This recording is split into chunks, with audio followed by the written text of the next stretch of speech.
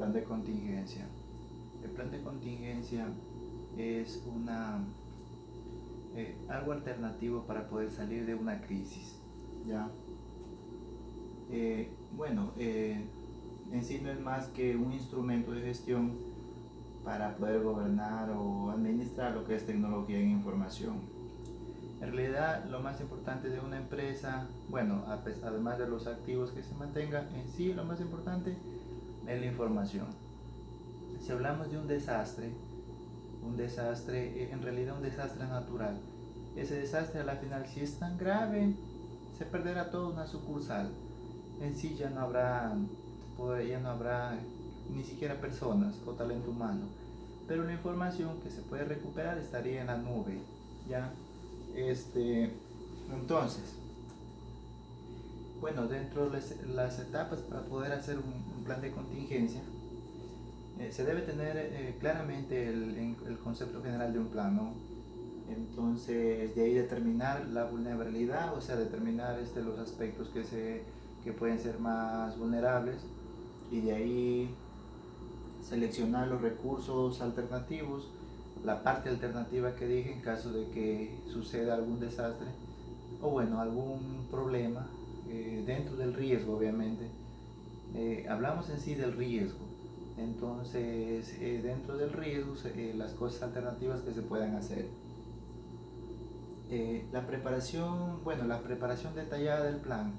Si quizás no cuentan con los recursos para poder activar ese plan, para poder desarrollarlo, las empresas grandes lo hacen con personal calificado. Las empresas pequeñas quizás no lo hagan, y ciertas empresas que quizás busquen ayuda, ¿ya? Y de ahí, además de que el plan ya está, en sí se debe hacer pruebas y mantenimiento para poder aplicarlo, necesitarlo o usarlo en caso de... La definición de este plan es que el concepto claro en una crisis en este caso, de los riesgos que se analicen, ¿ya? Y los factores de riesgo, porque pueden existir varios factores, como pueden existir quizás pocos factores dependiendo la empresa y dependiendo de cierta ubicación o donde estén. Entonces, como dije, determinar claramente la parte vulnerable. Entonces, calificar el peligro o el riesgo alto, riesgo medio y riesgo o peligro bajo, ¿ok? Calificando eso, de acuerdo a eso se puede determinar recursos para hacer la parte alternativa del plan. Entonces, seleccionar los recursos alternativos. En este caso, si hablamos de un riesgo dentro del departamento de información, de proceso de información, la parte alternativa sería alojamiento de toda la información en una nube. Puede ser una nube privada o una nube que se alquile, ¿no? Como mencionaba, la parte detallada del plan se lo debe hacer paso a paso, ¿ya?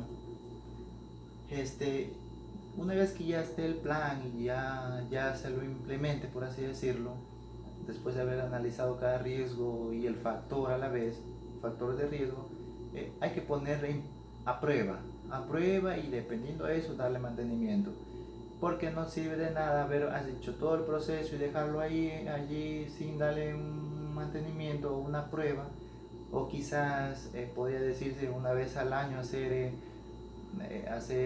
un simulacro, que muchas empresas quizás no lo hagan, pero un simulacro para activar eso y poder estar bastante a la defensiva quizás, o bastante preparado ya para la mayoría de riesgos o los factores que producen estos factores de riesgo que nos pueden producir un daño inesperado, que nos puedan perjudicar.